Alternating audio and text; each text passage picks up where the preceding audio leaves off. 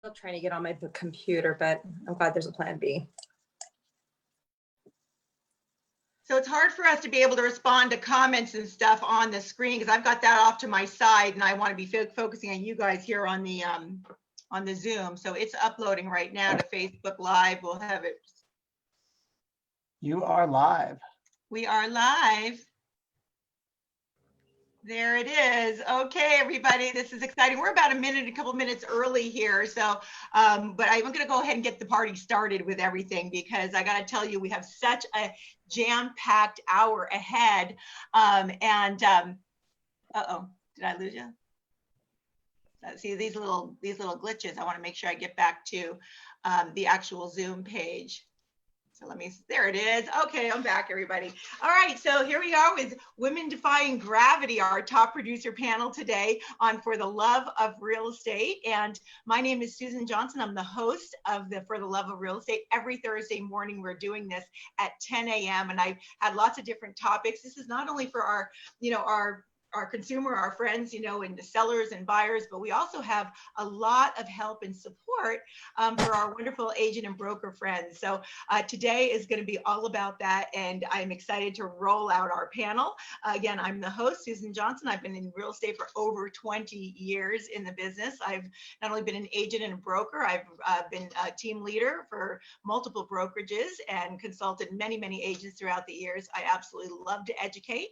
I teach classes in the RPA, listing presentation, buyer consultation, the disc, etc. So that's a little bit about me, but let's get into what everybody else is here for, because it's really about all of you, and I thank you all for being my guests. I have a few notes I kind of look down to because we have so much, I don't want to miss anything. So I'm going to introduce all of you. Are we ready? Yeah. Yeah. Okay. So Christy, I'm going to start with you. Raise your hand, Christy Lundy, so everybody knows who I'm talking about. There she is. There she is. Christy Lundy, goodness, she's with Windermere Homes and Estates. She's only been in real estate for 6 years. I feel like a grandma now. But for 6 years, she partnered with another top producing major wonderful agent. Her name is Angela Pinamonti, and they formed the Pinamonti Lundy Group. So they've been moving and shaking the North San Diego County ever since, and I'm just so excited to have you here, Christy. I watched Christy and got to know you when you were pretty much a new agent, don't you think? Yeah, when we first met, I was brand new. We've kept in touch, and I've just watched her grow year over year to the top producing agent. And guess what, guys? She's also a coach now for Club Wealth. And it was exciting. Yeah, right. That's pretty awesome. And it was really awesome. In the last few months, I actually got to go to one of the Club Wealth events and sit in one of Christy's classes. She's also an educator, and she did a killer class on community events. It was amazing. So Pinamonti Lundy Group sold 58 homes in 2019 with a $28 million sales volume. So Christy, and to your friend, to Angela, congratulations for that great success. We're excited to have you today. Awesome. All right, ready? Next up, I'm going to introduce Shoshana. Shoshana, can you raise your hand? She is. Shoshana Hogg. Oh my gosh, you are with Impact Real Estate. Look, I get more excited than you guys are, but I'm super excited to have you here. Shoshana is with Impact Real Estate. She actually started as a loan officer back in 2003, but check this out. She's only been a realtor for 4 years. Really? Okay, 4 years, and she just rocks her real estate business, not only in the Temecula Valley, but this is really unique and exciting for Shoshana. But in 2019, I'm going to tell you, Shoshana was voted by most loved realtor. Now I got to tell you, that has to be one of the best feelings, because what a great honor. What a great honor. And she was voted that by her colleagues. So, that I thought was really huge and definitely worth mentioning today. Here's the funny thing. I got to know Shoshana, we didn't even meet in person first. We got kind of introduced via social media, and we started talking on social media. And it was funny because we just met at the Best of the Best event in this last year, and it was like running into an old friend. We just ran up to each other. It's like we've known each other for years. And Shoshana, it's just been such a pleasure watching your business grow. You are a solo agent, and I don't even have to tell us more if you're going to be growing any more a big team or anything, but check this out. 51 sold units in 2019, 23.5 million in production sales. So congratulations, Shoshana, great job. All right, we have another one. Here she is. Wave your hand in the corner there, Sandy Sorrow. Hi there. There's Sandy. Sandy's with Compass Real Estate. She's been 18 years in the business. So she's been in the business for quite a while. She's been a consistent year after year after year. She's a top producing agent. She's been one of the agents in the brokerage. I run a couple brokerages, and she's been an agent of mine in two different brokerages. So I've really been able to watch closely what Sandy does in her business. And she's just absolutely amazing. You're going to hear that today. She also has a unique background in home building and also remodeling, and she's certified as an accredited home staging professional. So she brings that edge to her sellers, which of course helps them get top dollar when she lists their homes. So Sandy's earned multiple awards in real estate throughout her career. She closed 33 transactions last year, 2019, in 21 million in sales production. Sandy, congratulations. And Thank of course, you. exciting to have you with us as well. And she's been waiting patiently in the end. There she is, Leslie Lawson. Raise your hands as if we all don't know who you are, because we've introduced everybody else. She's with Big Block Realty. She's been in the business for 10 years. And I came to know of Leslie we were both panelists on another top producer panel. That was pretty exciting. And one thing I'm going to share about Leslie is she's not, we all are givers, but this gal, I didn't know her that well. I was just kind of re-entering back into my agent business. And, you know, she's just so willing to meet and help people and answer any questions. I mean, she's always there to share her knowledge and to help others grow. And I love that about you, Leslie. She's licensed. Yeah, isn't that awesome? She's licensed in 2 states though. She's licensed in California and Nevada. She also speaks 3 languages. I just learned this about you: English, Portuguese, and conversational Spanish. So good for you. Oh my gosh. And she's also been, of course, given lots of accolades over the years and $1 Million Months, Winner's Circle, Top 10. She's a solo agent. She closed 32 transactions last year and over 15 million in production. And I think, Leslie, did your husband just join you? He did. He just Guy in the cowboy hat. Yeah, so you'll see the picture of Leslie and her husband in the cowboy hat, although her husband's a hero. He's a hero to all of us. He's been serving on the fire department in Cal Fire for years. So we thank you for his service, and we're excited to have you, Leslie. So I think that covers our introductions for everybody. We have a killer panel here. Love you all. I want to kind of go over and make sure our audience, the people watching us, because I think we have quite a few people on Facebook that are going to be tuning in today, kind of give you first sort of an overview of what this panel is going to look like. So you can make sure, those of you watching, stay tuned, don't leave us. We're going to have 3 phases to this panel here. The first phase is just going to be a couple general questions, but they're important important questions that we want to get topics talking about. Then we're going to dive a little deeper, and I'm going to go into some tactical questions for each one of you on certain strategies, and they're all very different in your business. So this is going to be something I want you all that are watching to take some very copious notes, okay? And then we'll wrap up, given our time, with some other general questions, but they're cutting edge, hot topic questions, kind of like a fireball round, if you will, to really give as much value as we can to the people watching and learning today. So let's dive in. Are we ready, ladies? Yeah. Okay, Women Defying Gravity, here we go. So the first question I'm gonna ask is really about the market outlook. All right, so what have you experienced in your business or personally in the past 12 months? And now also 2.5 months into this COVID pandemic, what do you see now on the horizon in the market in the next 12 months? And Christy, I'm gonna actually lead with you. Go ahead and please start this conversation. Yeah, I mean, here in North County, San Diego, we have continued to see like really low inventory, even pre-COVID. And so that has been driving prices. It's been driving multiple offers. And it's been a great time to be a seller in the market. And actually, in the last 2.5 months, it was a really, really great time to be a seller because the inventory was so low. Prices were skyrocketing. Right now, I'm not seeing that quite as much on our listings. We're still having a lot of interest and things are moving, not seeing quite, as more inventory comes on the market, right? We're gonna see, I think, a little softening on that seller side, not a big drop, but I think it'll be a better time for buyers if they're not finding what they want. We're gonna see more people listing as things start to open up. And then I think that we're gonna continue on an upward trend. We have an overall lack of inventory or housing shortage in San Diego. So there's always a great demand for it. But with rates low, it's a great time to buy. Prices high, it's a great time to sell. Like, how can it be good for both? But it is. It is. Thank you. And it's so true, and what you and Angela have done really, even since COVID, is you've leaned in, and this is what I repeat week after week, is don't step back in fear and scarcity, lean in and step in and serve the people who really need to buy and sell right now. And there We've are got a lot of them out. buyers. Yeah, we got Right. buyers coming out of our ears right now, We too. do too. That's awesome. Shoshana, tell us where you're at in the market. Yeah, so Temecula is kind of the same. We have super low inventory, which is definitely great for our sellers. Buyers are being complimented with super low rates.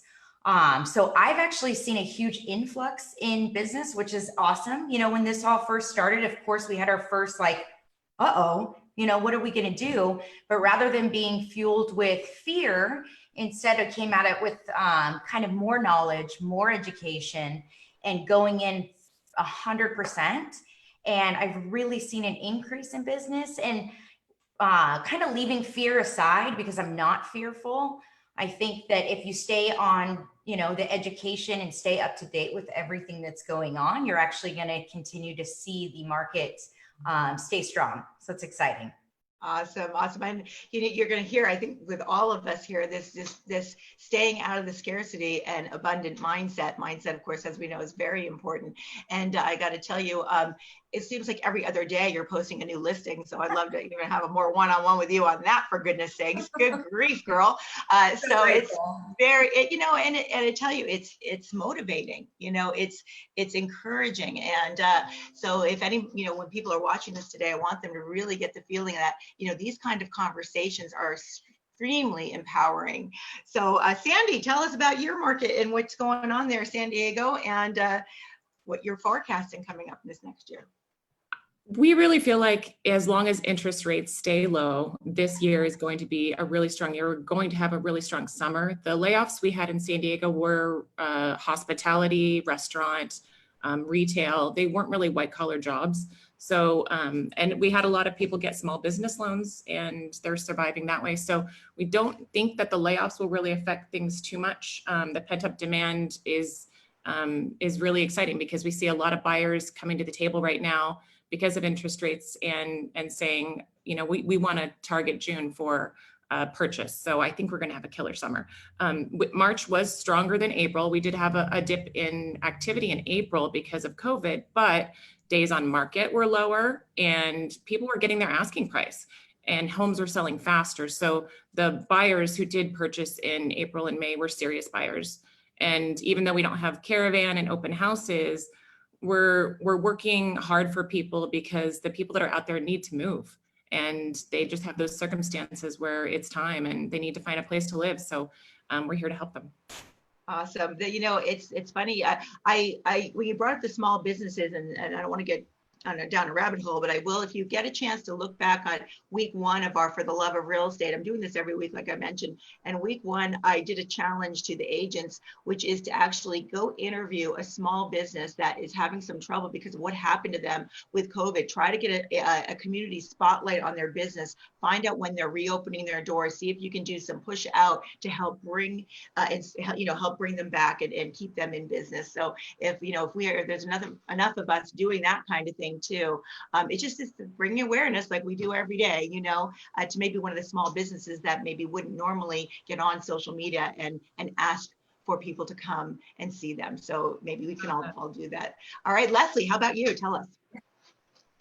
You know what? I echo everything that the ladies have indicated. I start off the year thinking, oh my gosh, this is going to be a killer year. Definitely had a moment of panic with regards to everything with relations to the COVID and how that was going to unveil. And I actually had a lot of clients reach out to me. I mean, a majority of my clients are dear friends of mine, and I truly feel that they trusted what I had to say and really was insightful. I couldn't agree even more with regards to it's really ramping up. I'm blessed to have quite a few listings that I'm dealing with. And I think people are that were out buying were true buyers. I mean, we were really dealing with people who needed to move for a variety of reasons, whether they had lost their job or had an opportunity to relocate to keep their job. And a lot of what I'm seeing right now and I'm going to say this kind of tongue in cheek, but people who have been quarantined for some time are also realizing what they don't like about their home right now. They need more square footage. That's an interesting perspective. I'm just saying, I mean, I already have two You're right. people who have COVID babies on their way and are wanting to talk about, expanding their life. So last year, like I said, it was a great year. I had a fabulous year. I exceeded my year. I honestly feel like I'm in position to have this be my best year ever, blessings on that. I know, fingers crossed, things can change, but I think people recognize, as more information started coming out about the COVID and fact information started coming out, I think at the end of the day, we have to keep. Oh, we had you froze there. Are you there? Are you there? Oh, shoot. Let's see. There you go. We lost that last sentence. I did a lot of outreach to my clients through video, which I do a lot, just to kind of, keep them up to date. And I try to keep myself educated with regards to what's going on. I feel that I'm a little lucky that I get some additional resources directly through, my husband and my daughter being in nursing and my son also being with the fire department, that I'm, lending my ear to them and what they're hearing out there. And I just try to keep my clients, well informed. So at this point right now, I think it's going to be a great year for, I call it the perfect storm for sellers and buyers. At this point, inventory was low before, it's rocket low now. And I think it's just a great opportunity, and I'm going to help as many people as I can. Are you seeing kind of the same thing in Nevada as well then? I am. What I am seeing though is people leaving California, going into Nevada for We're losing your audio. I'm not sure whether it's a variety of reasons. Move to the area there. So the trend is actually quite similar. It seems like we kind of start the wave and it kind of just hits the shore there in Nevada with the Intel, specifically in Northern Nevada, which seems to be my hub. Okay, well, so it's good because, people are going to see this not just in California. So for your clients in Nevada, it's good to hear all this. So fantastic. Well, that was our kind of our first general question I wanted to just lead in with. But I also want to ask another question before we get into the real tactical stuff. And that is, there's a lot of people, like I said, that they may be newer agents in the business, or maybe when COVID hit, now they kind of just experienced this downturn. They're having some challenges. What are some of what is one, what is one challenge that you face somewhere along the way? It doesn't even have to be COVID related, something in your business that you hit a wall with and a challenge that you were actually able to overcome, and how did you overcome it? Shoshana, let's start with you on that one.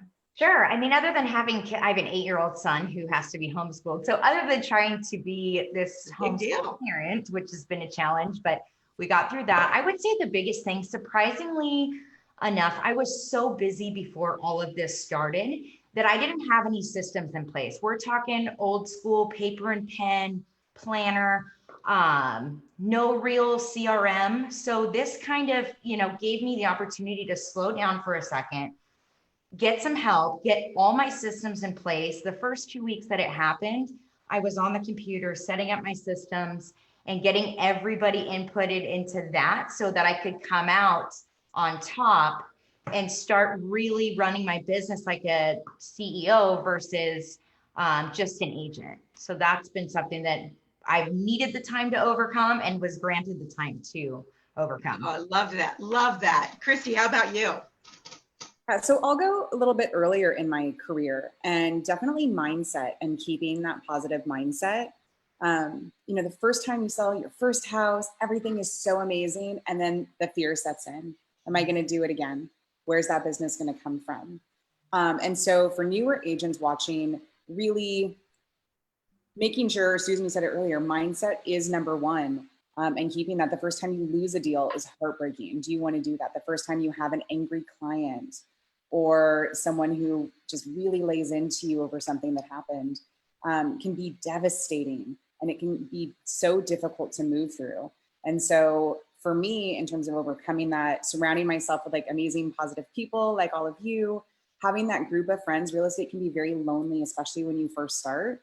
And people think that we're so cutthroat, and no, all of my best friends are realtors. And we lean on each other, we support each other so that it's not that lonely place. So making sure you've got your support system in the industry, outside of the industry, and then staying around positive materials and always be filling your pipeline so that when that deal falls out or you have a client that you want to fire, there's somebody to take their place and you're not worried about losing the money. Oh, love it. Great advice. Great advice. Sandy, how about you? I had a challenge mentally when we first started sheltering in place, because I thought, how do I reach out to my clients? Nobody wants to hear from a salesperson right now. People are losing their jobs. How do I communicate with them in a really authentic way? So I recently got my green designation. So I thought, okay, I'm redoing my house and it's all very environmentally friendly. And I'm really into that right now. So I'm going to reach out in a really authentic way. And I dropped off little bags to a lot of my clients with handmade masks, gloves, hand sanitizer, an aromatherapy spray, just all natural products. And, wrote a little note, and it's your little COVID lockdown basket. And it was just Brilliant. to touch people and also to not be offensive and, beg for the referral right now, because now's the time to really nurture people. We've taken care of them all these years and we want to remind them that we're there for them. And I also did a lot of giveaways supporting small businesses and trying to promote small businesses on my Instagram. That's awesome. I love this. You see how all these little nuggets are so darn helpful for everybody. Leslie, let's hear from you. You know what, as you guys probably know, I'm a social butterfly. I need to be out, whether it's going out to local restaurants, out at the wineries, visiting with people. So I had a mental lockdown myself. I'm like, how am I going to feed what I need in this bubble that I have to live in for some time? And I really struggled with overcoming that. But then, I really had to reflect on where my strengths lied, and they lied on being positive and outgoing with my clients and trying to find creative ways to do that. And again, respecting, not asking for the business at that point. And because a lot of people are just dealing with a lot of different emotions, and just being supportive. I did something very similar. I mailed out movie nights to my clients, which included some candies, some popcorn, and a gift card for pizza, because I knew that a lot of people. These are great suggestions. It went over extremely well. And it was not asking for the business. It was just like, hey, I'm here with you. I'm thinking of you. I know you're with your family. Go gorge out on some popcorn and some pizza, and you're welcome. I'm just loving this. Ladies, so we have so much, but I got to tell you, just what you all just said, a couple things popped out. Shoshana, in systems, this was the time, time to just get those systems into place. I'm a huge systems person. People who know me know that well. And yet, that was great advice, because this is the time, we could step back a little bit and kind of get those things in place. And any of you who are listening on Facebook, if you need help in that, you can reach out, I'm sure, to any one of us, and we will certainly help guide you in the direction of getting some systems put in place to help continue to grow your business. Mindset, of course. Mindset is the cornerstone. We can all be great strategists, but if we have a bad mindset and we are, what we're telling ourselves is not healthy and strong, we're going to fall on our faces. That's just the bottom line. And you attract what you put out. So, with what Sandy said, and Leslie, I think we all kind of, when at first it was just this shift. I mean, I never did Zoom before this, guys. I mean, I'm always out live like you. We're all very social beings. And so I think we have to learn how to dance with our business, is what I say, and shift with things. And it pushes us into areas of unfamiliarity. But I think also when you always come from your heart in giving and sharing and helping, you're never going to go wrong. And when we all love what we do, like it's obvious, business just shows up. Business will come. Would you all agree with that? Absolutely. So fantastic. That was our first phase. It was just kind of a general kind of get to know you, talk about the market, but I'm going to go dive deep a little bit further now. We're doing pretty good on time, thank goodness. I'm going to talk first about one of my greatest coaches, and I'll name him. I don't know if he's going to be listening. He's not even in the state, but his name is Mike Bastian. He was a coach I had with MAPS coaching when I was a team leader for Keller Williams. And, you guys have all probably been on coaching calls too, and you get on a call with a coach. Sometimes, it either is going to connect, which I say, or you're going to feel like you can hang up the phone going, dang, I just didn't feel like that worked for me. I didn't get much. That's why there's the right coach for the right agent. But this coach, I barely, he was even on the phone for a few minutes, and he captivated me right there. And what he said was, he said, Susan, whether you're working with agents, consulting with agents and getting to know them and help them with their business, or whether you're working with buyers and sellers, it's all obviously all about them. And so you need to do what's called the deep sea dive. I said, okay, go on. He said, well, if you jump in the water, and I'm going somewhere with this story, so stay with me.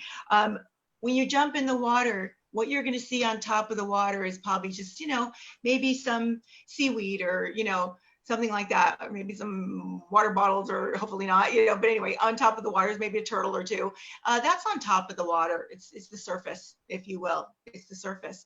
But go ahead, he said, I want you to dive down just, about 10, 15 feet and tell me what you see. Okay, so I'm just on the phone going, all right. So he goes, dive down. I dove down a little bit. And he goes, what do you see now? I said, okay, well, how about maybe some jellyfish? Maybe some seaweed is still there. He goes, Susan, I want you to go now. I'm going to speed this. I want you to go down about 50 more feet. Tell me what you see. Okay. I go down. All of a sudden, I said, wow, I'm starting to see some more species of fish. I'm seeing the beautiful different, lots of beautiful, beautiful fish. And I'm seeing a whole lot more than I did at that surface level. He goes, Susan, you're going to go all the way to the bottom of the sea now. And he goes, stay with me. You're going all the way to the bottom of the sea. What do you see? I go, okay, I'm down here. Oh my gosh, I see a ship over there. We were having some fun, but stay with me. He goes, oh my gosh, I also see a treasure chest. I see a treasure chest. He goes, go over to the treasure chest. I open up the treasure chest. I said, oh my gosh, there's gold nuggets here. There's jewels. He goes, that's it right there. He goes, at the surface, you don't really get to see or know anybody very, very well. We have to ask a lot of questions. We have to start to go deeper. Okay. And the deeper you go, if you can continue to peel that onion back, if you will, or go deeper, you're going to really get to the nuggets. You're going to get to the treasures. And you're not only going to be able to help them self-discover where they need to either go in their business or in buyers and seller, where they really want to move to and what their motivation is. You can't get there by just staying on the surface. So I did that whole long little, how you like that story? Is that kind of cool? Love that. Gives me goosebumps. So that stuck with me because I've coached with a lot of different companies, and mostly not because I didn't love one guy. I love them all. It's just because I work with a lot of agents, and there's different personality styles that might be attracted to different types of coaching. So I like to kind of know them, but that really hit me and it stayed with me. So even when I'm doing a listing presentation or a buyer consultation, I don't let people off the hook or, talking with a client or an agent with really superficial surface answers. I will ask more questions and we're going to go deep. So that whole segue is leading us to this next section. Those of you watching us on Facebook, I sent out a little sheet here to all the panelists, and I asked them to give me 3 of their mega strategies that have really helped them in their success. And when I received those back, I picked out one for each one of you. And you're going to find out that we're not going to stay on the surface. We're going to go deep. Okay. So I'm going to start again. Christy, I'm going to start with you. Okay. And this is your tactical question. So we're going to go deep. I want some deep answers here. One of the strategies that you wrote down was be real estate. You wrote a few things, right? You wrote be real estate. And I thought, what is she meaning with be real estate? Just be in the community. What is she saying with that? Mm-hmm. And so I know you, and I've taken your community events class. And I also know what you and Angela have done and the connection you've made through your past clients, your sphere of influence, and in attracting and earning the trust of new clients through your community events. So I want your tactical question is, what does it mean to you to be real estate? And how do you farm? Because I know you work a farm. Mm-hmm. How do you execute that throughout your community events to keep the Pinamani Lundy group right here in the mind of the buyers and sellers and your past clients and sphere of influence? So actually, Leslie, you sort of talked about it earlier too, that idea that she always is real estate, right? This is not just a business. It is not your job. Real estate is a lifestyle. And so everywhere you are, the most successful agents I see just are real estate, right? It's real estate on your Facebook, it's real estate when you're talking. And it's not like, oh, I have to talk about real estate. It is owning that identity of having the connection with people and homes and investors and how you can help them grow wealth. And it just becomes a part of you. And not having that, this is real estate Christy, this is mom Christy, this is Girl Scout leader Christy, right? It's all one. So I'm not sure if that like answers the question, because it really is just, I think the reason why Angela and I connect so well is because we just are real estate. We can be on the phone at 10 o'clock at night talking about a deal or a client, and it's not work. It's fun. That's what I enjoy doing. I wake up first thing in the morning and we're on the phone and we're talking about something else. And, oh, did you see what was going on in the market? Did you see this article that just came out? Right. So it's all the time, and it's not work. Can you also share a few of the ideas and the community events that you did? Oh, yes. Okay. That was yes. Really farming and everything. Okay. So we farm, we door knock. We haven't door knocked, but I love people. I love people, and I love talking to people and getting face to face. And so we door knock really consistently in our farm, and we get to know people on that deep personal level. So we get invited to homes quite often. When we're knocking in one area, people will leave baked goods out for us. We have folks invite us in and see if we need to use the bathroom. Do girls need water? Right? Like they know us. And when we go and we talk to them, we don't go like, oh, here's the market report, right? It's here's what's going on in the community. Did you know this? Yes, we do market stats and we give real estate information, but what we're doing is building those deeper relationships with people and getting to know them and their long-term desires. So they know they can reach out to us for referrals on plumbers or whatever.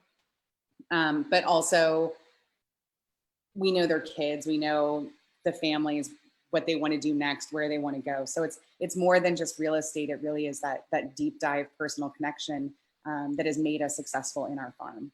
I love that. It's interesting. I built my business years ago in farming too. And it's funny because a lot of agents don't like to door knock takes a lot of time, first of all. But when you door knock, you'd be surprised how many people love to talk about real estate. They do like to. And if you're very consistent in your farm, if those of you out there who are farming, if you stay very consistent, by the time you knock on the door, they already know who you are. And they're like really happy to get to know you, to meet you. And like, they feel like you're an old friend, kind of like Shoshana, how we ran into each other. It's like, man, I felt like we knew each other. Yeah. Christy, I'm going to put you back on the spot though, because I'm going to go deeper. The community event thing, because you are unique. And I know a lot of people do community events, and yet a lot of people don't.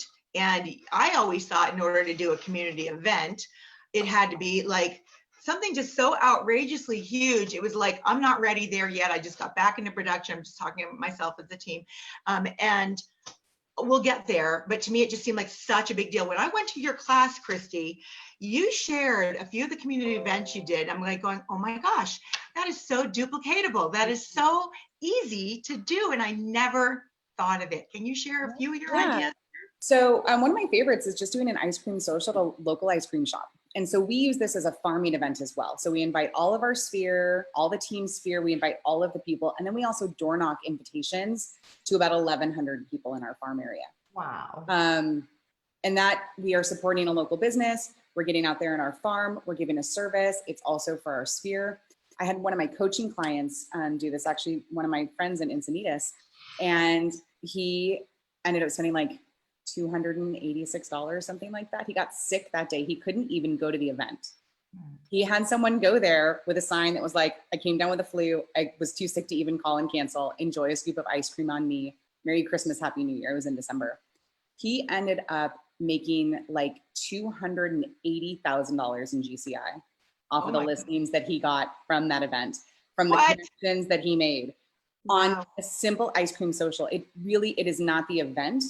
It is the opportunity to connect with people again and invite them into your space to be with you. So events just in general it's never about the event. Don't worry about the event. It is, I can call you, I can text you, I can invite you, I can send mail to your house, and you're excited to get it because I'm offering you, a service or food or whatever, but also my time and that opportunity for us to be together. That's awesome. So do you like invite your farm, but do you also like send out to your past clients and out in the farm and just say, hey, you know, and is it a time like Tuesday from 2 to 4, we're going to be over at this ice cream shop? And how do you know who's part of that? And like, We buy it for everybody. If you walk in off the street, hey, it's your lucky day. We're actually buying scoops of ice cream today. So the way that we do it is really, it's not just one call. We try to touch them 6 times before the event, our sphere. Our farm will get 2 touches really, because we're door knocking, and then we'll follow up with like a phone call. But our sphere gets 6 touches ahead of time. And we'll do like Tuesday from 4 to 6 p.m. Come on down.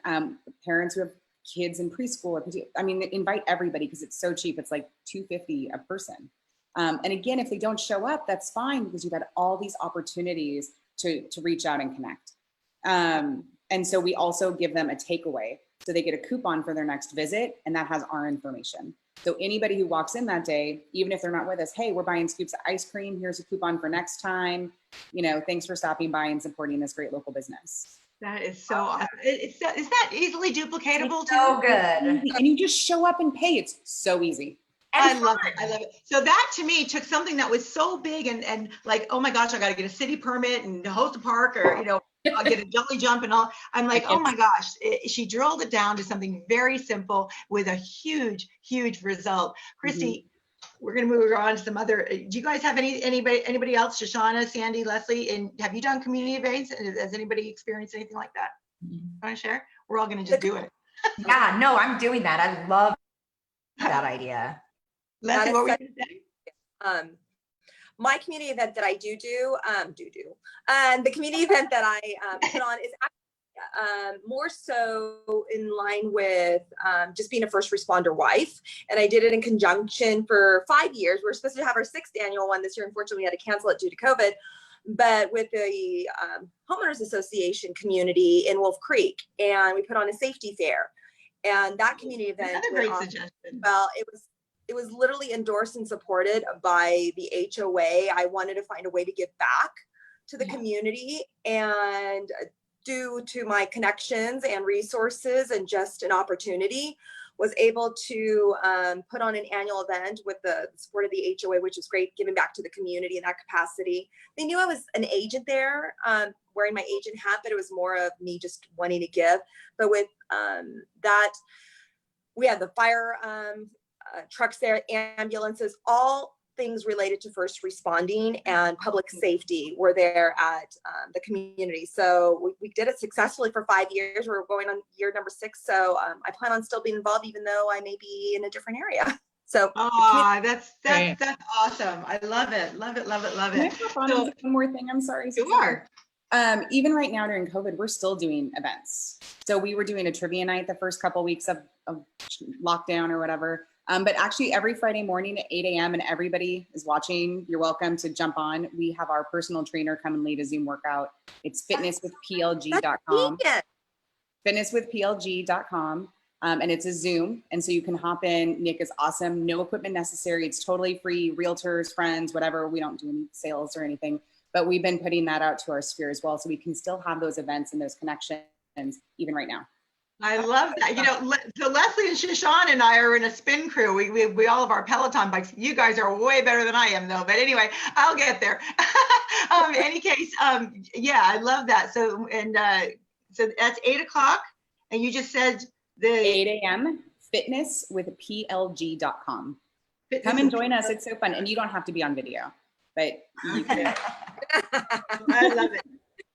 That's great. Okay, well, thank you, Christy. That was fantastic. See what I mean by digging deep and diving deep.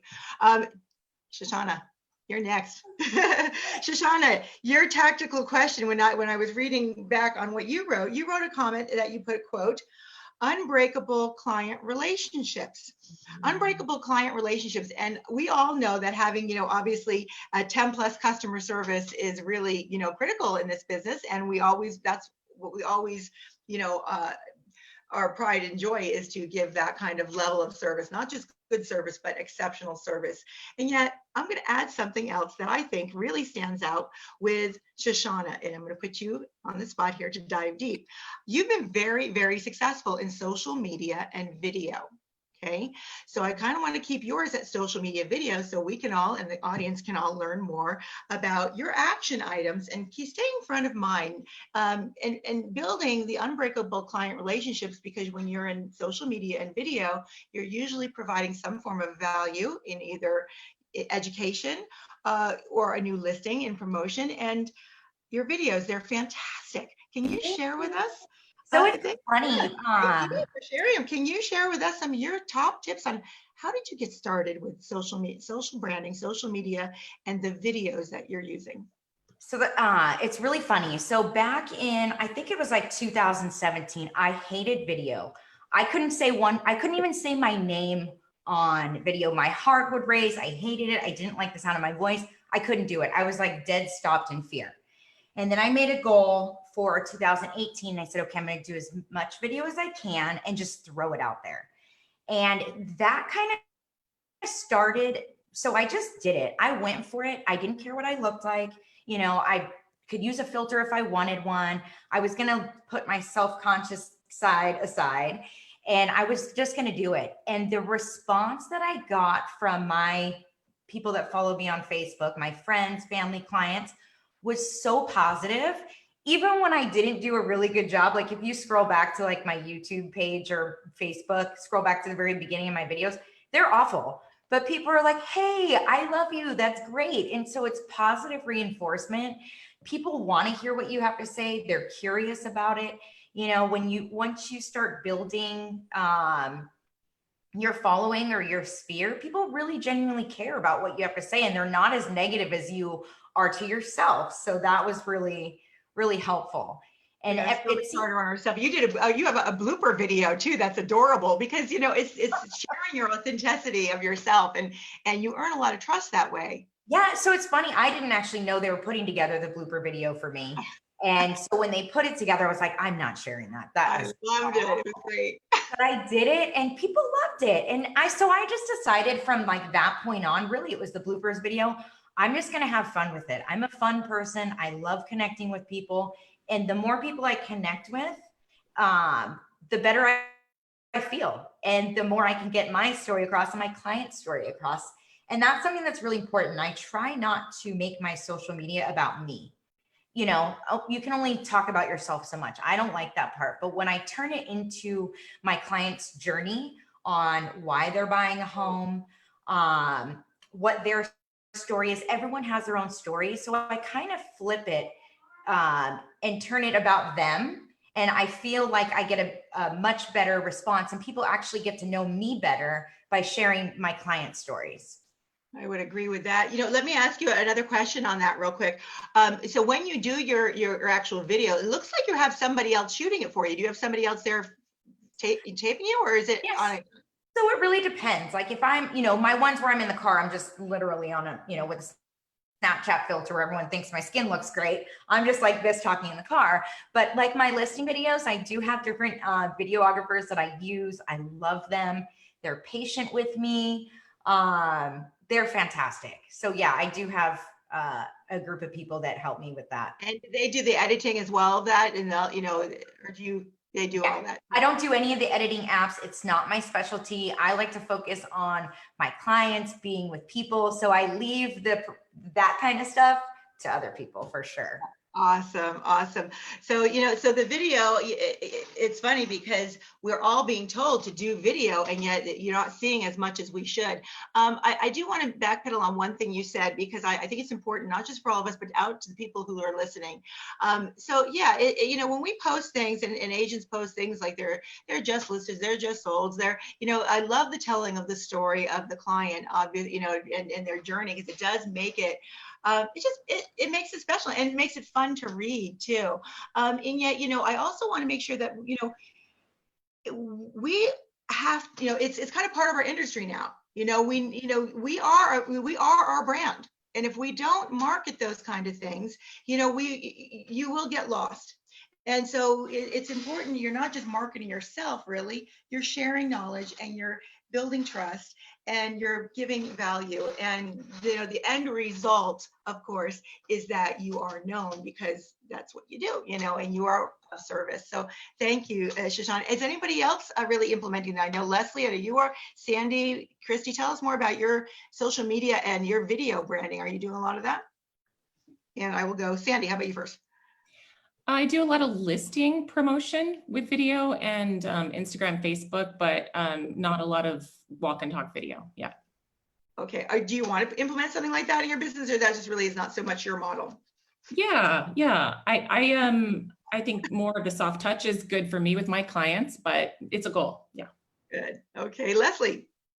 I do. I mean, I try to be goofy. I just gotta really just compliment Shoshana here.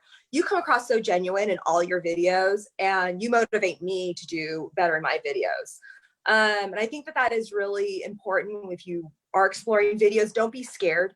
Fumble over your words. You are going to fumble over your words. Be real, because at the end of the day, if we are, of course, living our real estate life, people can tell between real and scripted. And as much as you don't want to fumble over some of the words, it's okay.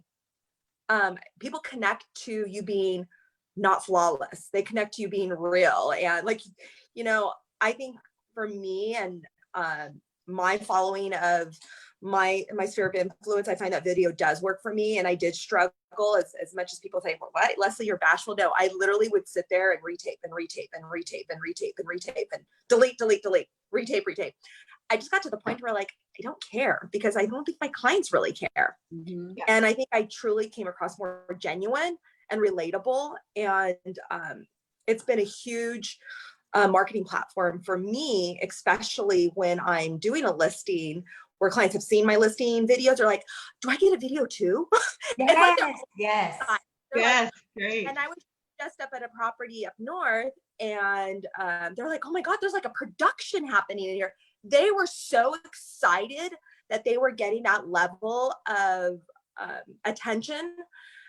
And it was so genuine. It actually brought me to tears. I was like, oh my gosh, you deserve this. Again, I just find that it's a huge thing for me. There's that difference between that, good service and that exceptional, and it so shows up, doesn't it? I mean, we see it all the time on MLS. It drives me nuts when I see pictures. I'm like, oh Lordy, that poor seller had no idea that they've got somebody. This is how they're being marketed, because that's going to affect the price and what they get on their home. Leslie, you are very good on that. And it reminded me my first video I did a year or so ago, and I was in front of one of my listings, and I almost fell in the pool. I almost clipped that part out, but my son Wesley's like, no, you keep that in there. And I did, but the comments, it was hysterical. I stepped back and I literally whoa, I almost fell in the pool. That would have been good. Christy, you were about to say on your video. So Angela and I really went all in on a project we were working on, Vista's Best. Mm-hmm. And so we went out into the community. We had our videographer, interviewed local businesses, mostly restaurants, a couple other places, but just really trying to highlight the amazing things in Vista. And then we got busy, and so we kind of fell out of it. And it's something that we want to bring back, but we're going to have to bring it back in a way that takes less time, that maybe isn't as produced as it was. And then we always, it doesn't matter the price point, we always do a listing video. Our videographer, Casey Lores with Agent Elevation, if you're in San Diego, is fantastic and does a really, really beautiful listing presentation. But anyway. You look great. House looks great. You do a little snippet intro, so your face is always on the camera along with the home, and it's a great branding tool. And they do all the editing and whatnot for that as well. Yeah, he does a really cool single home walkthrough that cool. I love. I think it gives a really good feel of what the space in a home feels like. Very cool. Well, we're going to move on to our next question. I'm only going to add one more thing, only because I converted two of our leads. I've got a lot of internet leads, and I've been talking to them on email and text and all that kind of thing for quite a few months. But last week, I just decided to go ahead and shoot a quick 30-second video personally. This wasn't a mass video. It was really personally to them and just to touch base with them and whatnot. And sure enough, 2 of them, are in appointments this week. So in any case, it's just a little video that even though we've been communicating, once the video came in, it just made a difference. It just connected more of the trust and the personal connection. So love it, love it, love it. All right, let's move on. Sandy Sorrow, your tactical question, it's your turn. You put on there, always ask for the referral. Now, we hear this all the time, but I'm going to say something about Sandy Sorrow. Sandy Sorrow works predominantly by referral, and I can attest to the fact that year after year, like I said, her production just continues to maintain and go up, and she's just nailed this by referral. And, I asked her the question, I said, the thing about referral is we always want to build a business that's predictable and duplicatable. So how can we, and how can the audience learn from working by referral? Because it's one of the most common answers we get is, how do you get your business? Oh, by referral. Well, let's go deep, because you can't just hope and wait and pray that you're going to get enough referrals each year that your business will maintain, or at least, or go up. So how do we create that predictable, duplicatable business? And there's my blooper. And I asked Sandy, and I said, Sandy, you are really good at asking for the referral. And I don't think a lot of us really are. We might ask for it once. Maybe we're supposed to ask for it multiple times. Can you share with us, Sandy, your tactical strategy on how you ask for your referrals from your clients so that you always know you're going to continuously have that duplicatable business each year? Well, people want to help you, but you need to let them know how your business works. I think that once people know that you're referral based, and you let them know that you're going to do an amazing job for them, and you want to be able to get that referral for their friends and family in the future, and that referrals are the lifeblood of your business, they want to help. So I set them up on day one. When I first meet them, I'll let them know that I don't spend a lot of money on print marketing. You won't see my picture come into your mailbox very often, but you will see that I'm going to take really great care of you. And I put my time and my efforts into my people and my transactions. And I ask that you remember that in the future when you know someone who wants to buy or sell a house. And I don't let them just pass my number along. I ask people to please send me a group text between that potential buyer or seller and me. That way I have the contact information, because people pass your name and number along. You really rarely get that call. They're gonna right there. Yeah, you're right there. Okay, tell us more. And I've realized that I'm not great with follow-up with sending cards or mailers. So I learned that is a weakness for me. So I use the Buffini mailers. Once a month, there's a mailer that goes out with a letter. It's a letter on the front and a flyer on page 2. And at the bottom of that letter, it says, if you know of anyone who could use my services, please remember me. So even though I'm not saying that to them directly every month, they're getting that message along with an item of value. And so they're remembering me. So if someone that they know needs something, they're gonna remember that every month, because I'm there in their mailbox. So that's something that's emailed to them. And I heard you say you do some things that Buffini calls them pop buys, where you might drop off and stop by people's homes. Yeah. You do that as well, don't you?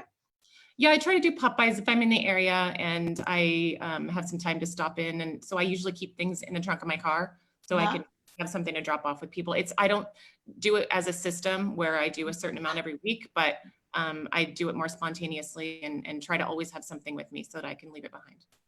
And because we were talking yesterday, and you said, like you were at some store, and there's a certain client that has a favorite. I don't remember what the item was, but you were saying, it just made you think of that particular client. So you'll pick that up because it made you think of that person.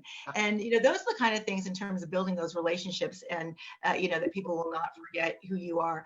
I'll share only one, only because it happened by default. I didn't really know this was going to happen, but you'll see it each year around the holidays. Every time I would close the house, with my clients, I would bring them by like a lawn ornament and they started out with little snowmen this goes way back, years ago. And so they would have these little snowmen in their front yard every holiday. And all of a sudden the neighbors started asking, where are all these snowmen coming from? And then it went into candy canes and lollipops. And, so it's just been really fun. So, and then I grew it the last year, or a couple of years, where we actually do one grand prize, which is a larger lawn or ornament. And everybody who sends a fun photo of their family over to me, we do a Facebook Live or a video that we'll do a drawing for the grand prize. But it's just fun. And now, but it's funny because now the people are now going, okay, what's she going to bring this year? But those pop buys really make an impression. And it just was, again, coming from your heart and coming from fun. So what about the rest of you? Do you all do that as well? Christy, Shoshana, and Leslie? I do like a Christmas ornament every year that's personalized to them. And it's, as you build more clients, it gets more expensive, but people look forward to it. They're like, what Christmas ornament am I going to get this year? Right. And then I feel like the ones that I do randomly, like if I go like in Taza, I love in Taza and I love their coffee. And I have clients that live on that side of Winchester. So I'll drop off, a thing of coffee randomly. And I feel like the ones where it's like, they don't know it's coming feel really, really special. That's cool. That's really cool. Leslie, how about you? Sorry about that. I had a little intro with my dogs wanting to probably kill the Amazon delivery guy out front. So no, I do something very similar to Sandy, where I'm sending stuff in the mail with a little tchotchke of value. I mean, I think it's valuable, but I think it's important to just constantly stay in touch. My business is also, 100% referral based business. And I couldn't agree more. You have to start that conversation from the beginning. And I think ultimately people have positive experiences and they also want their friends to have positive experiences and they want their next door neighbors to have positive experience because that's a value to them when they could be the one, well, I'm the one who referred them to that person. And I feel that that's important because that's also says a lot about who they are recommending, because if it goes bad, that their friend or their family member is going to go back to them like, who in the heck did you, refer me to? So that's an endorsement that's huge. And I don't take that very lightly. Excellent. Christy, and how about you? Did you do Popeyes or? We do Popeyes in our farm and also to our sphere. We haven't been super consistent with it. But I love the idea. I wrote it down. I had to stop and write it. Always having something in your car to gift. I'm an awful gift giver. I am the worst. So if that is your love language, I am not going to be your best friend. But we can still be best friends. But I just love that idea of just having something so that if I'm in the neighborhood, I just have something to pop by with. That to me is spontaneous and fun. And thanks, Sandy. Well, again, that nugget is going to get me far. What's so fun about this, and again, we've got a lot of agents, people listening to us, so hopefully they're, again, taking copious notes, but we're learning from each other too. We all have the things we do, but if we just imagine where our businesses go when we implement, another little nugget that we're not already doing. Leslie, you are by referral also, 100% by referral, and follow through was what I pulled out of, your top 3 strategies. And so I'm not going to duplicate this since we just talked about that with Sandy, but I did pull something different from yours that I just really loved, and I think we can all use help and guidance with, is you have over 130 5-star Zillow reviews. So let's talk about getting reviews, because I got to admit, I'm going to own it. I'm not good at asking for those. How do you do it? And do you have a system? And what do you tell us more about that? You know what? It's nothing automated, to be honest with you. I think the best time for me to ask for that Zillow review actually happens in 2 cases. Is a lot of times when people reach out to me that I've never worked with before, who is a referral from, a friend or a family member, I encourage them to go to my Zillow review page. I will actually send them to link and say, I mean, I can sit here and talk about how I think I'm the best, which I know I'm not, but I mean, by agents, we're here to sell, our ability to do something, but I truly feel that what other people have to say about me speaks volumes of anything that I could ever say about myself. And I encourage, all of my clients to first go there that I'm working with that I've never worked with in the past. So I think that it sets that tone and that, that conversation of where it's going to end. So then when I do ask for the referral at the end, they can see why it's important, why other people could benefit from it. And they also, I think, feel excited about writing about their experience. I had people mid-transaction tell me, I can't wait to write a review about you. Thankfully, it's been good ones. But that being said, I find that they are just excited about it because they've seen what other people have written. And I almost feel like sometimes one tries to outdo the other, like, oh, well, I'm going to add this and I'm going to do that. And I find it extremely comical in a way that it's very touching.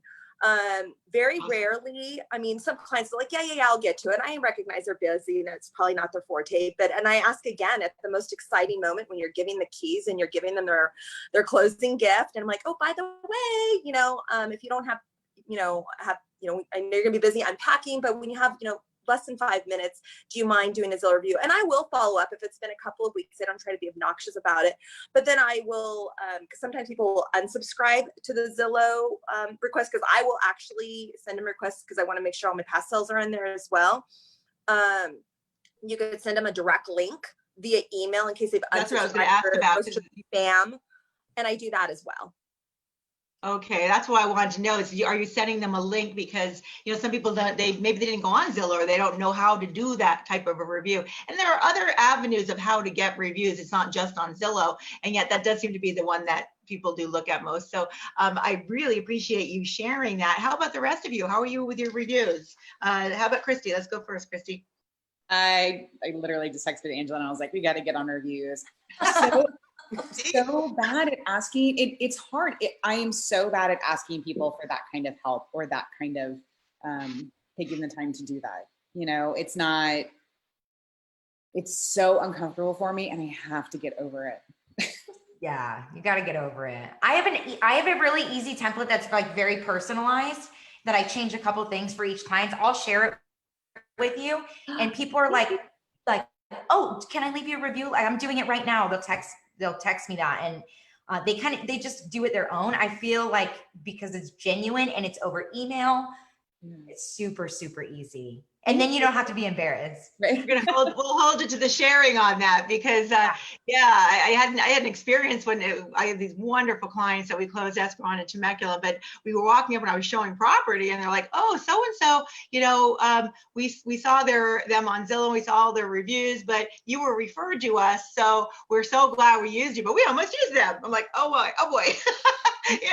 So fortunately that, that didn't happen and they used, but it's interesting, it's like how people's perspective are. My husband's, got 1 million Yelp reviews. I'm not too sure many people go on Yelp for real estate agents, but maybe they do. I don't know. Sandy, how about you? How are you with the Zillow reviews or any other type of review? No, I'm not great at it, but I think I'm going to incentivize my assistant to get them. See, here we go. You're inspiring us all here, Leslie Lawson. So, okay, I think we need to do a little accountability session on this, maybe in about 30, 45 days. Yeah. Getting those reviews. Well, thank you all. We're not done with we are about an hour, but I think if it's okay, do you think we should can go 10 or 15 more minutes? Is that too long? Or Good morning, Instagram. What's that? A video started playing in my background. Oh, okay. So the reason I asked that is because I have this fireball question session, phase 3 of this panel that I think that our listeners and obviously each other could learn quite a bit from. That I'm going to be asking some very hot topic questions and see how we all answer them, because I think if we can give more nuggets to our people and also to each other, we can leave here today in about 15 minutes, really, moving and shaking for the rest of the year and on to into 2021. So let's go there. So we had just been talking about the internet presence. We've been talking about the reviews and everything. Here's the general question. Do you use a website for lead generation or a home value site?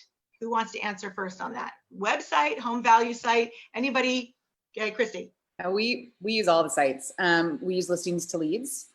Okay. And so that has a home value portion of it as well. It's great for posting. It's super cheap. They have flyers that you can print out. They have mailers as well that you can print out. So for $40 a month, it's one of the best tools that you can get listings to leads. We also have an IDX website. And we just started using Street Text. So it has been, I'm getting the lowest cost buyer leads that I've ever gotten, like $1 away to lead on Facebook. And they're also converting. So we have, What's it called? street text. Street text. Street. We're all writing this down. I know, we're all like, what? No, I know. I Pull it out, 'cause I don't think give all we the left out. secrets. Give all the secrets. I mean, we're getting buyer leads for under $2 a lead, and we have like, and we're a month in, and I mean, we're having 4 people get pre-approved, Wow. and we have 2 out showing this weekend for under $2 a lead. I mean, it's insane. We know how expensive those things are. So, and it also, we're advertising our listings. And so what I love is specifically on street text, they're asking to see our listings. Awesome. So it is also a help. It's not just getting buyers. It is really a helpful seller tool as well. And they also have a seller piece on street text. I haven't seen a conversion on that yet. So I don't want to like give my stamp of approval. So IDX, listings to leads, and then street text are what we're using currently. And HomeBot. Sorry, is street text, is that an app or is that something you get? Is that a website? What is? No, it's like an advertising platform. And then they've got a follow-up system. So it's almost like a CRM, but we were running similar ads on Facebook on our own. And I was paying like $30 a lead and they weren't good. And here I am under $2 a lead. Most of the time I've always got a phone number. Most of the time it's good. I'm always getting an email and I'm getting a name. So I'm getting the most data for the least amount of money, and we are seeing, a return on it already. So hopefully we're writing an offer on it and it pays for itself for the life of the program. I think it's about. Are you getting buyers that also have homes that they need to sell? We haven't yet. Okay. Doesn't mean we haven't yet, but I think it's one of the best seller lead strategies is to get buyers who need to sell. So. Yes. All right, awesome. How about anybody else? What else are, in terms of website and home value sites? Shoshana? So I just started my website. Like I said, I was like paper and pen, straight up referral, nothing, no internet footprint, but I just boosted my website through Sierra Interactive. So it's my CRM, it has a website. One of the media guys is helping me with the Google PPC leads, and those are coming in. Definitely stuff that you have to nurture. But we've got 1 over 2, and this was just in the past like 2 weeks, maybe 3 weeks. We've got 1 lead over to our preferred lender, lots of conversations going on. So far so good, but it's pretty new to me. Very good. Okay, well, we'll do a follow-up on all these. This is awesome. Sandy, how about yourself? So I just invested in a new website with Luxury Presence, and they have a promotion where they will get you 60 leads in 3 months. So I will keep you posted and let you know how that goes. Awesome. Okay. And Leslie, how about yourself? I don't, unfortunately, I have a website. I just revamped it. I used the COVID time to really revamp that. It's more of just an added resource to my clients. It does have an option there for home value. What I have found that's very successful for me, of course, staying in contact with my past clients, is HomeBot, where I input their new home that they're living in or their current home that they're living in, and they're able to kind of get a picture of different dynamics of, what if I took equity out and did this? If I refinance, I bought a second home. And you see them kind of loving the idea of being able to manipulate and play with the system. And I can actually see the most amount of opens and views through my HomeBot app. Wow. Wow, that's fantastic. So again, look at all these different, different ways to be successful. So I as I mentioned before, when I first got in the business 20 years ago, I built everything on farming, and I didn't go after buyers. I only went after sellers, and the buyers just kind of showed up. Of course, when I re-entered real estate in sales after leading, it was all about, these internet leads. So now, I use Commissions Inc. right now. I've used it for a couple of years, and we're getting very good success. I mean, we have about a 4%, which is actually a pretty darn good conversion ratio on that site. So there are many different ones though to use. That one's a little more costly, but the results have been very good. We have with the company we've got KV Core. KV Core is also really very compatible to Commissions Inc., Boomtown, those kind of sites. But we could have a whole panel just on this subject, which I may do in a few weeks, because I think it's really important to have a well-rounded business. And again, it's everybody's choice. But you know, buyers are starting their search on the internet. You know, more often than not, they are starting their search on the internet, and we keep them off of Zillow and Realtor.com. We keep them directly into our site where we can convert them and nurture them. And when they're in their time frame, and if somebody's not ready now, we just let them say, hey, you know what? Enjoy the site. We're here when you're ready. Answer any questions that you've got, and we've got many people that we are working with. So fantastic. I'm going to move on to another quick question. This is our fireball round, member. So I guess it kind of piggybacks that last one. So none of you then are paying for any Google pay-per-click or Facebook leads or Ylopo, you know, Ylopo Facebook leads. Are any of you doing any of that in terms of buying leads at all? Zillow leads, whatever it is. Are any of you doing that? I'm interested in Ylopo. I have a lot of agents that I talk to that are very successful in other markets, outside of our market. They're very, very successful with Ylopo. So I keep, you know, my intentions when this whole COVID stuff started was to have my meeting with them. So I haven't implemented it yet. Something that's definitely on the top of my mind. I talked about Google PPC. That's, you know, is starting off well. Zillow, I did buy into Zillow. I've done Zillow in the past when I was under Josh Painter's team and had super success with that. I know people have like a love-hate relationship, but organically, I've kind of started to grow a small little team here, and I want the girls to be able to start their success through generating, you know, working these internet leads. So I'll stay tuned on that one. I'll let you know. Okay. Anybody else on that? We do. We buy through Realtor.com. We buy through Zillow. Street Text actually is a platform to create Facebook ads. So those are paid advertisements that we're doing as well on Facebook. We used to do Google pay-per-click. It wasn't super successful for us. On Sync, are you doing Google pay-per-click, Susan? Is that? Yeah, and we're very successful on it. But that's where I was going to go on some of this. Is here's the thing: it's about leverage. We can there are a million classes, as you all know, we can all take to spend our time in a day to learn how to build an ad, to send it out, to get you know, and you know what, and find your keywords. I don't care about, I'm a results oriented person. So with Commissions Inc., KV Core, those are my two that I know very well. You know, there's people there, it's called Making It Rain on KV Core, for example. We pay for a monthly ad spend that, you know, the Google pay-per-click, they design the ads, they know all that. All I care about is the results are coming in. We're getting very good leads. And so I just focus myself and my agents on learning how to lead conversion, nurturing. I also have systems in the Commissions Inc. that are all in place too. That's, again, very detailed. But we can focus and leverage our time on how to do a great buyer consultation, how to care for our clients, how to write excellent contracts. I'm a very big contract person. So instead of spending our time building an ad, leverage that, because it's not your highest, in my opinion, it's not our highest use of time. And we can, you know, learn much better by just learning what to do with a lead once they come in. And that's where Street Text came in for me specifically, is I was building my own ads. I was paying $33 a lead on Facebook, which aren't super high quality. I use their system under $2, right? But I would love later, or you need to do a panel on this, please, that you are converting 4% on Google pay-per-click. I will. And again, it's nothing I'm doing with the Commissions Inc. and they're the ones doing the ads.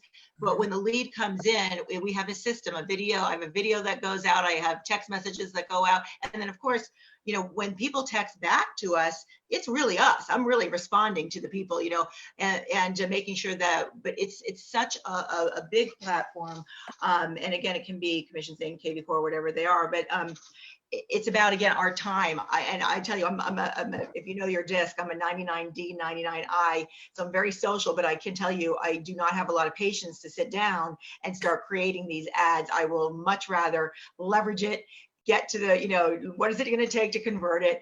How do we get the contracts and how do I teach my people? And let's move on. And that's how I roll. Sandy and Leslie, how about you guys? Are you using any Google pay-per-click, Facebook ads?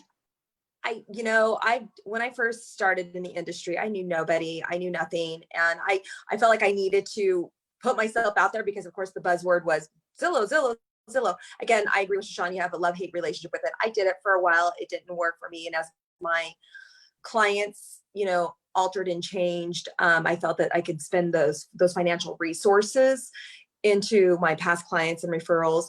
What I do use occasionally is it's called Kingston Lane. It's actually a platform that's used and offered to us through Big Block.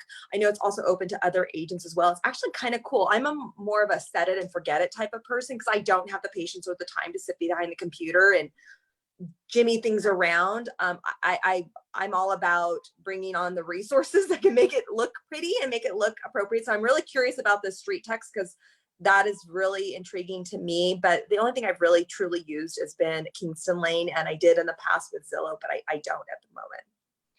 So ultimately, what we're hearing, whichever venue or which avenue you go down, is the system, right? We're going back to the systems again. So you can have the best CRM in the world, but if you have clients logging on and going on to those sites, and you don't have a system in place, and a lot of it is automated, and yet, because they're all at different times, but when they're responding, you get that response, and it is you. And that's when you do step in and you nurture and you take care of those clients, but you're also not missing people along the way, and it's all about the service. And it does have an IDX feed, so they're getting listings sent to them. So it is about the system. I think we're going to need to do another panel here just on this topic, because follow up, which is our next question, is about following up with the leads. How are we following up? Are we following up with just phone calls? Are we following up with text message, video? What are you all using in terms of your lead follow-up? I'm not talking about people you already know. New business coming in. What is your best system of following up?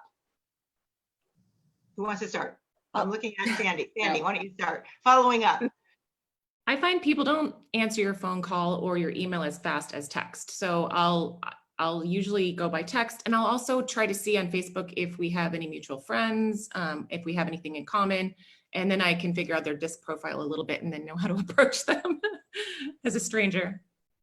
Well, I got to tell you, that follow-up is critical. And so I'm just going to challenge you, if you want to try it, do one little video text, just that person, because that was, just like I said, I'm only 1 week, so I'm no pro at this part, but just adding that little video component in it, there you go. It just, shifted and changed that follow-up from the email, the regular text, and now it's much more personal and wrapping that warm blanket around the client. Anybody else want to add to that question? I think, go ahead. Shoshana? I was just going to say, I feel like every time I do a video for somebody, I'm rewarded. So I have BombBomb. Sometimes, I just play around with it. I don't really have a system for it yet, but every time I've done one, the universe rewards me with some sort of like really great conversation, turning somebody into a buyer, getting them, they might be selling. So I'm really encouraging myself and others to utilize that, because it's just a little bit deeper than a text, but people don't have the time to sit on the phone with you. So that's something that I've added. Yeah, well, so let's do that, guys. We're going to hold each other accountable on that. All right, next, a quick question, and we're about maybe 5 more minutes. Let's wrap it up. Nobody succeeds alone. When it comes to leverage, do you all have assistants? Do you have, other than maybe a TC or a marketing assistant, who is your leverage that you use to continue to grow your business? And Christy, I'll start with you. Well, obviously I've got my partner, Angela. So us together, obviously we accomplished way more than we could apart. And then our team, and then TC and marketing are who we rely on. So, and then in your home also. Agents on your team, or who we have 7 agents. Okay. Yeah. So it's Angela and I, and we have 7 agents, but do they do listings too? Or do you guys just do the listings and they work the buyers? They can do listings. Okay. Yes, absolutely. We want everyone to grow together.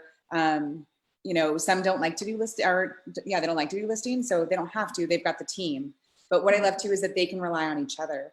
But I think really important, especially anybody, I'm going to say as women, but still a lot of the housework and things come to us, right? We're talking about having to educate our kids, leveraging in your home so that you can also be there for your business. So who's cleaning your house? Next year, I'm like, I need a governess. I need a nanny. If we're doing this homeschool situation again, I'm going to get somebody in to help with that, because I don't have the time. And so I'm going to leverage my time that way so I can be there for my business.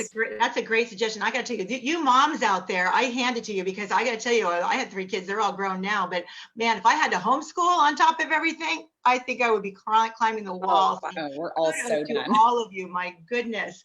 Leslie, how about you? Next. So as you mentioned earlier, my husband did come on board. Of course, he's still obviously as a full-time firefighter and working with fire department. He helps me out on the weekends when I do need assistance if I can't be in 2 places at the same time. You're right. Having a great team behind you. I am not who I am without my team. I mean, seriously, there's absolutely no way between marketing and escrow and title and my TC. I am literally the person who I am, and I stand up because of them. I don't have an assistant. I probably need one. I'm a little controlling in that capacity. And I will probably, what's that? It's hard to let go. I know. We all know that. It is. And so I'm not quite there yet. I've tried, I've dabbled, I put my foot into the whole assistant arena.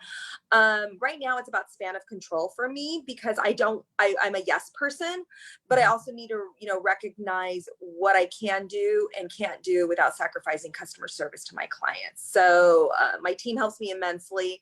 I'm okay right now. I'm happy to have my husband on board. I have resources available, but again, it's span of control for me, so I don't sacrifice, customer service. Excellent. Sandy, how about you? I just brought Anna on, right? Yeah. I rely heavily on my affiliates. I get a lot of help from my title and escrow people, and I recently hired a licensed assistant who is also my daughter. So I trust her, and she does a great job, and everyone likes her more than they like me. So it's been a great team. Awesome. She's awesome. So that's really helped. I'm glad you brought up leveraging your affiliates because we have wonderful affiliates that are there for us, and they are our team. Our title, our escrow, our home warranty people, our inspectors. They're all what I call our tool, but they're all team. They do support everything we do. So that is huge. I will say, I'm sure we've all experienced. When we get in that about 10 million mark in production, it's like there's only so much you can do by yourself. You're either going to be sacrificing something. It's either going to be your health or your family, or something's going to sacrifice when you start getting to that tipping point. And unless you can leverage in some way, maybe bringing on an assistant to not only do maybe TC work, but also help in your marketing, or like Christy said, bringing somebody into your home. These are all great suggestions, but no one succeeds alone. So just really getting that team around you to continue this growth. Ladies, we have one final question, and we're going to wrap it up for today, but you guys have been amazing, and I think we need to do some more of this. But here's my last question. So if you guys could each name a tool, just one tool, a website, or one app that you absolutely could not go without in your business, what would that be? Leslie, start with us. What would you expect me to call her out first? Your tool, your one tool, app, or website you absolutely cannot go without in your business. My phone. I mean, it's broad, but my phone's got everything. I can't. There's absolutely no way I could live without my phone. But Facebook, I couldn't. Okay. I'm just going to put that out there. My phone and Facebook. Okay. Sandy, how about you? I'm on NAR RPR a lot. If I have a referral to someone out in another part of the country, it's national. I can look up value of the property and kind of get a grasp on that. And if I have an investor that's looking at something and I don't really have time to do comps, I'll pull that up and it gives a range of potential value. And that top number is kind of what, a flipper might target. So it's a really easy way to generate a really quick report and not put a lot of time into it if you're in a pinch.